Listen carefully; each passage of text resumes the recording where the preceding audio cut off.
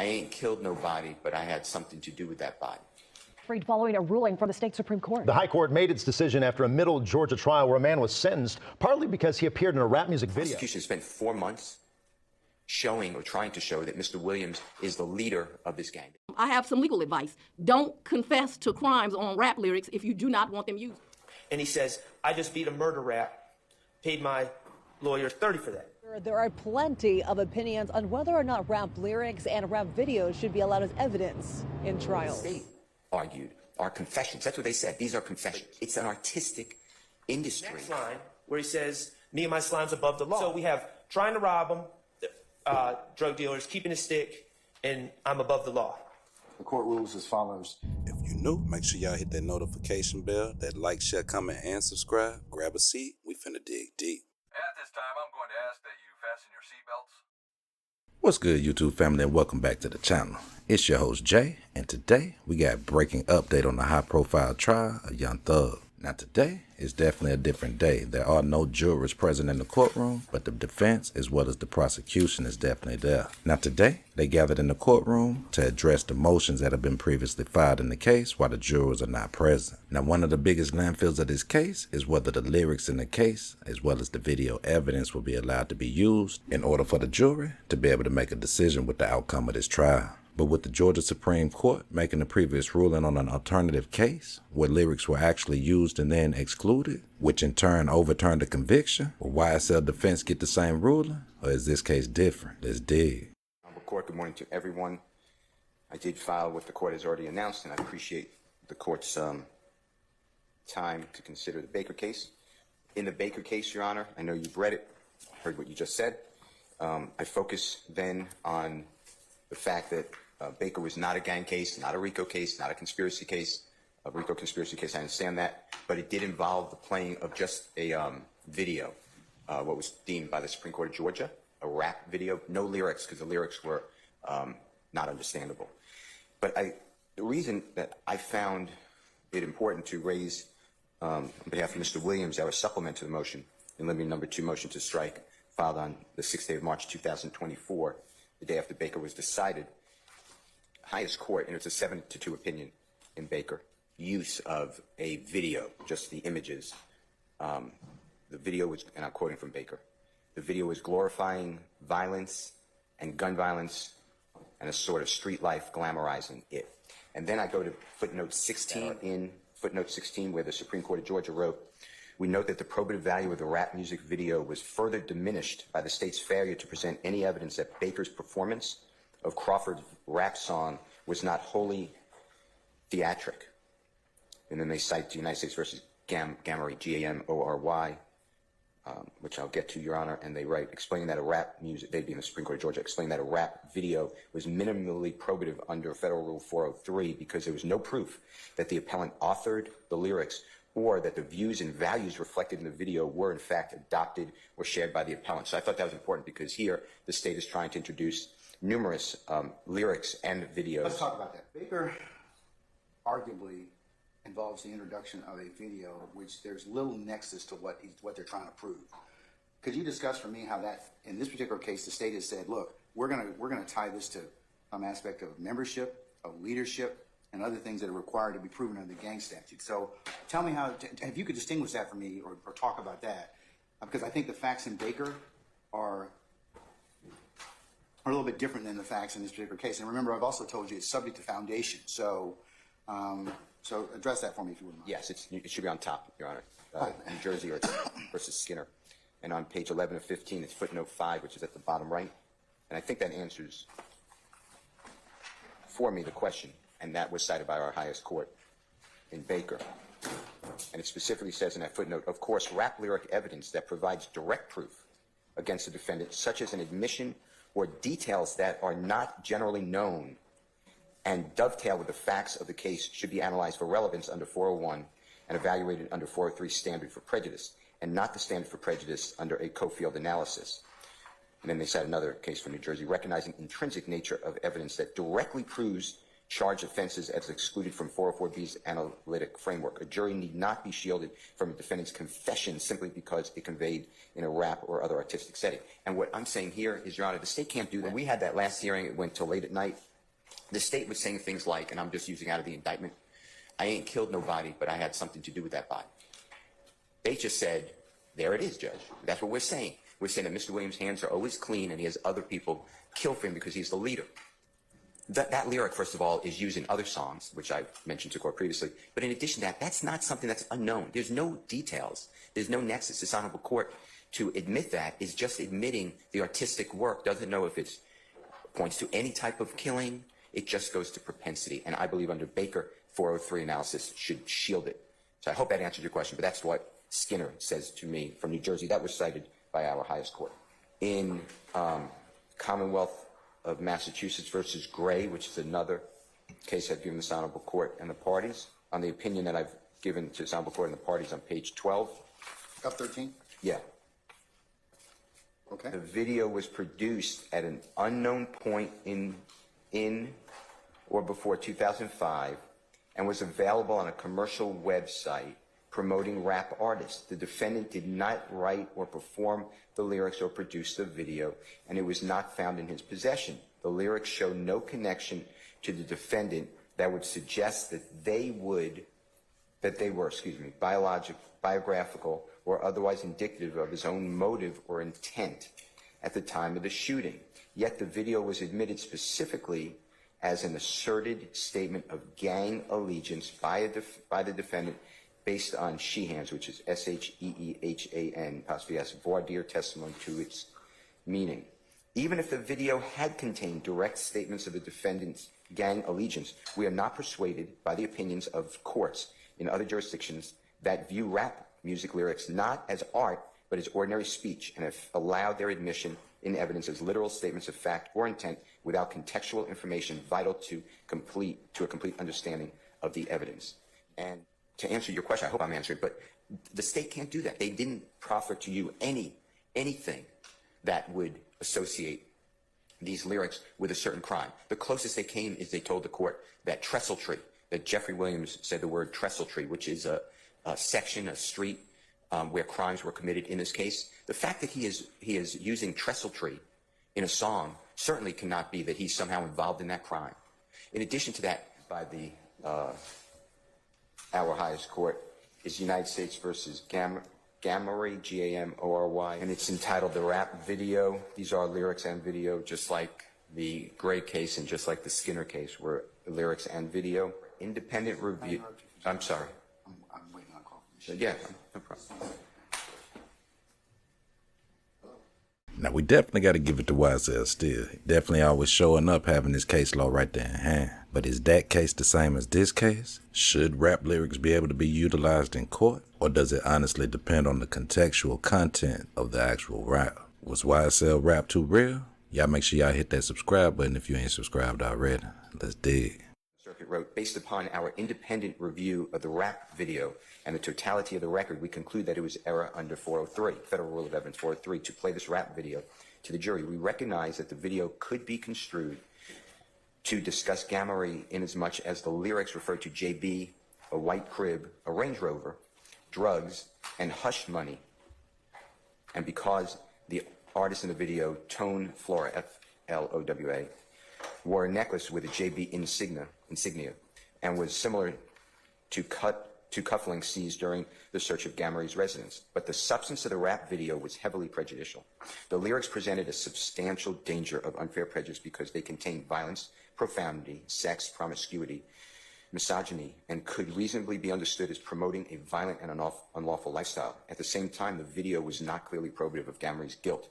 We cannot ignore the simple fact that Gamory was not in the video, neither was there any evidence that Gamory authored the lyrics or that the views and values reflected in the video were, in fact, adopted or shared by Gamory. We're also mindful of the fact that the government introduced the rap video at the end of its case after it had already presented significant evidence that Gamory was JB and he owned Hush Money Entertainment. These facts are not seriously contested at the time the video was introduced, and such evidence was therefore cumulative.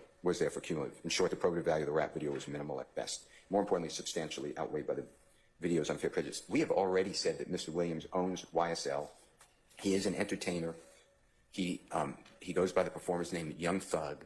He associates with people that are unfortunately indicted. Some of them pled guilty, like Mr. Kendrick. They have done music together. Mr. Arnold, they've done music together. He pled. Mr. Kitchens, they've done music together. He has pled. The state just doesn't need it, and they don't have that connection.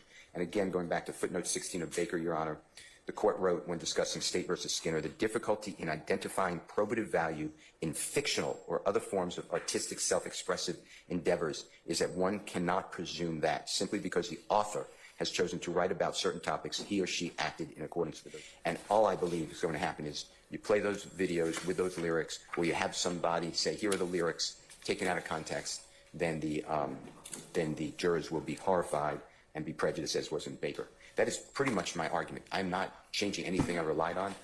I heard what the Honorable Court said, and I did understand you to say that the state has to lay a proper foundation before they can admit any of these, but that foundation now, according to Baker, is really tied hard to specific facts and not just generalities. All right. That was my argument. Okay, all right. Thank you, sir. And we definitely got to salute YSL Still for coming up with that marvelous defense, but we got to break it down. Now, a couple things that stood out to me, just listening and playing that back, was a simple fact that Still said in the case laws that he's using as his examples that the state failed to notify the defense in a timely manner of the evidence that was being presented. Now, that would make perfect sense as to why they actually had to, in turn, exclude that information. But in this actual situation and case, did the state play chess by crossing up the evidence? And here's why I asked that question. Is it a chance that the defense got caught up combing through the new evidence where they overlooked the evidence that they already had? Or was the introduction of these lyrics with this case something that we're just not hearing? Let that sink in. From there, we got to spend a block to visit SB's attorney, Matt Shaw. Let's dig. Rap video or in that verse, I believe that you can see my client. Now, I know the state has pointed out in previous pleadings, he is allegedly wearing a YSL necklace, and he's allegedly wearing red. What does he say? He says, he talks about going to, I believe he says the plug, but essentially robbing drug dealers or drug distributors. He boasts of keeping a stick, which common parlance is an assault rifle, on him. And he says, I just beat a murder rap, paid my lawyer $30 for that. Now, none of those statements, robbing drug distributors, that has no direct nexus to any substantive charges in this case.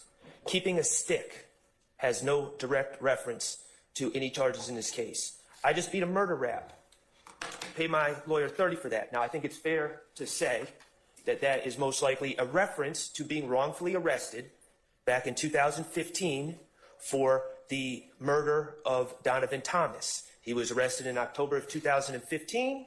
He stayed in jail for a long time as his co-defendants' cases had their preliminary hearings, were dismissed. Eventually, the state dismissed cases against all three other individuals that were charged in that case, along with Mr. Stillwell. Mr. Stillwell was granted bond.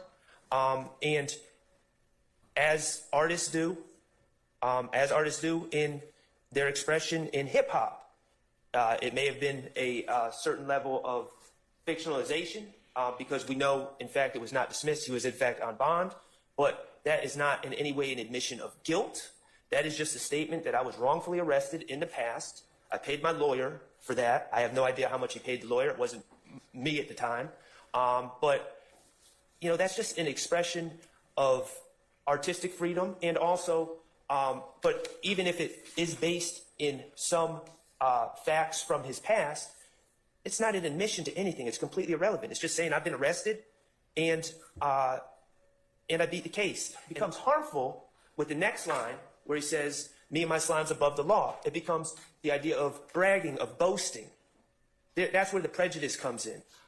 To the jurors, oh, you think you're above the law because you're rapping about being wrongfully arrested, now you're free. And now we get to judge you for that. It's very prejudicial. So we have trying to rob them, drug dealers, keeping a stick, and I'm above the law. And then the state charges him with murder 10 years later. I wouldn't see the relevance of me in a book saying, oh, I was arrested for this. We all know he was arrested. He was arrested for murder. He was charged with murder. That's a known fact. I don't know why we need this song to be admitted to show that he was charged. Was there a trial on the murder? No, this is the trial. Okay, all right. So basically, your client's alleged participation in this or commission of this murder is fairly contained with this indictment, correct? Correct. Okay, so why wouldn't that be considered potentially a statement against interest or? Because it's not against interest. He's just stating a fact. He was charged with murder. Okay. I mean, that's not against interest. I know, but you have a choice as to whether or not you want to say anything, or one of the views of our Constitution is, hey, you can. I mean, a couple things. You certainly have a freedom of speech, but certainly you have advice of counsel, and certainly you have the issues of whether or not whether or not you make statements that are against your interests, and especially if you put them in a song. I mean, relative to what you potentially might have been involved in, not just and I'm saying that nexus is something that is a little bit. Baker speaks to where the court's got to look at in footnote 16. That it's not like he's not involved in the video. He's prominently posted in the video, and it's not like somebody else is attributing those statements to him. No. So, I mean, I think it's a little different. Well, I disagree that it's relevant, but I will also talk about the probative value in a second, okay? To the extent there's probative value, because there also needs to be 403 balancing. I don't believe it's relevant, but we'll talk about the probative value. Okay, but remember, in Baker, the person wasn't even in the video, right? He was. In Baker? Yes, he wasn't the artist. I think the gentleman's name was No Cap, was the artist. But that particular individual neither authored the lyrics or the views or values reflected in the video were adopted or shared by the appellant. So a little different. I mean, I think it's a little stronger in this particular video. I mean, and that's the jury's determination. This is just the court's threshold issue. But if I'm rapping about, I beat a murder rap, okay? That's pretty, I mean, the jury could consider that as a statement against interest, right? No. Okay, well, we're going to disagree. We're going to disagree about that. So if I said, well, it wouldn't be wise for one to say I beat a murder rap and the prosecution's still open. Whether it was wise or not is a definition. Well, if he contacted me before you probably would have told him, don't say that, right? Or don't write it. That doesn't make it relevant. Well, it's relevant for the jury to determine whether or not he committed a murder. Saying that you were arrested. And let's put context. Okay, but remember, there's other linkage that has to go on with that. In Baker, it's a little different. The courts are kind of telling us, look, you have to show some particular nexus and. Your Honor, merely what I'm saying is, the state in their discovery has handed over social media posts, hundreds, maybe thousands, several social media posts with Shannon Stillwell on social media, with Slat, with Snakes, with Quindarius Zachary, with other people. If the whole point of this is he's wearing a YSL necklace and he's wearing red, if that's what this is really all about, A, they could just show a screenshot of wearing the YSL necklace and that would equally prove the point. B, they could show any of these other pieces of evidence shared the discovery. They have a plethora of evidence that they claim ties Mr. Stillwell to YSL and to Quindarius Zachary. So the video, the playing of this video and those rap lyrics, which talk about robbing drug dealers, which talk about carrying a stick, are it's completely unnecessary, and it provides no marginal probative value, because those same arguments can be proven through other means, and that's the whole point of that. Is robbing the drug dealers and carrying a stick part of the homicide, the alleged homicide? No. No. Okay. And it says, the term unfair prejudice, as it is used in 403, refers to the capacity of some conceitedly relevant evidence to lure the fact finder into declaring guilt on an improper basis rather than on proof specific to the offense charged. Generally, such improper bases for a finding of guilt include a criminal defendant's bad character or his propensity for violence. So, but the lyrics in this case are not being offered to show propensity. Well, then let's redact them. Let's redact them. Then let's redact them. If that's not the point, let's take out references to robbery. Let's take out references to a stick. If it's that simple. Now, Matt Shaw definitely has some valid point. As he said, can rap lyrics and music videos be used against you? Well, ask yourself this. What if the case is still open and you haven't been prosecuted or convicted, nor acquitted? Can it still be used against you? Let's dig. And throughout this case have been categorically to deny that YSL is any kind of criminal enterprise, any kind of criminal street gang, any kind of anything other than a rap label, that elevates the prosecutorial need and the probativity of these pieces of lyrics evidence. And for those reasons, we think that the motion should be denied. Now, when it comes to Mr. Sharp's arguments, those were more recently filed, so I don't have as developed of a take on them, and I may refer to co-counsel for some of these details. But the Smile It Off video, let's call that what? Was that Stillwell 1? Yes. I think we kind of already covered that with the pay my lawyer 30 to beat the murder rap, me and my science above the law. I mean, that's him talking. Like, there's no question about him being the person that said that. And more than that, you look at being offered for any other reason other than identity, and are you talking about identity for what reason? Especially even in the Stillwell 2, where you have YSL for life and you have blood love all the time. You have all these indicators of this is evidence of the organization. I get all that, but the specifics of robbing drug dealers and this defendant's reportedly carrying a stick, what relevant? I mean, that could potentially, though, I want to parse out those three statements. I don't have any, unlike Mr. Sharp, the court doesn't have any, I disagree with him about the statement about the murder rap, okay? But I do think that you're going to need to address the issue of the robbing drug dealers and carrying a stick, unless you're going to, you know, like I said, lay more foundation in regards to that. Well, you're going to have, we have allegations that Dirty Red is a drug dealer. We have Donovan Thomas, who was murdered with an assault rifle, and there's indications that it's a rival gang situation. So it's not maybe the issue with Donovan Thomas hasn't come up yet. At least I don't think so. The evidence hasn't been presented. But Dirty Red was just covered just a little while ago. So flesh that out for me in terms of robbing drug dealers or Dirty Red. Well, they're talking about the stuff they do. I mean, talking about the way they do it. It's a party admission, Your Honor. These are parties making statements about the things that they do. It's highly probative. I mean, this is not somebody else saying something and it gets slapped on here. And there's, you know, and they're not like in that Gamery case where you have a video where the defendant wasn't even present in the video. You have them. These are party admissions. Like what a defendant says, unless there's some specific statutory rule excluding it, you know, like Miranda or something like that. These are extremely probative statements. And to just say, oh, the jury's going to be inflamed, we have to shield them from these facts, these things, these statements, these words that the defendants uttered for really, I don't know, no reason at all.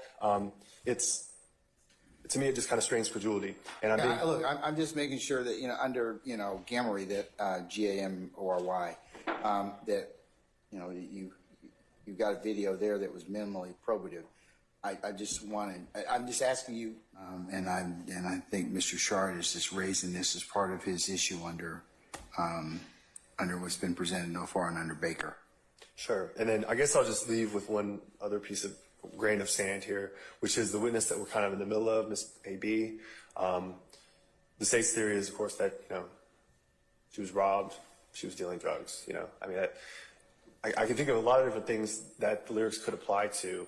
There's no, with regard to those particular lyrics, I'm not able to pin down exactly one part of the case that applies to, but to say. Well, that's what you have to. I mean, that's kind of what Baker and the other cases kind of tell me, is that I just can't admit this for shucks and giggles. I'm being over dramatic, but you have to admit it for tying to some specific or linkage from some particular nexus. Well, so that's why I'm telling you that, you know, that's why it's important. I'll just default, Your Honor, back without wasting any more time. I'll default to the idea that it's an admission of a party concerning the nature of the enterprise. Okay. And how things work. All right. And with that, I guess, unless there are other questions, I'll conclude the presentation. No, I'm good. All right. Thank you, sir. Yes, sir. After giving careful thought and consideration to the aforementioned motions, the court rules as follows. That particular case as well, the court is also considering Shannon Stillwell's motions, one, to exclude irrelevant and prejudicial audio and video evidence, and then supplementing that, or in addition, motion limine or motion to strike regarding song lyrics. To that extent, the court has admitted for the purpose of the motion Stillwell's 1 and 2, which are videos that he wished the court to consider excluding for those particular propositions. For the above reasons the court cited, I'm going to deny Mr. Williams' motions in limine, supplemental motion in limine in regards to number 2, as well as Mr. Shart's, on behalf of Mr. Stillwell's motion to exclude irrelevant and prejudicial audio and video, as well as the motion limited to strike regarding the strong lyrics. I will authorize the state to, consistent with my earlier rulings, subject to a foundation, to attempt to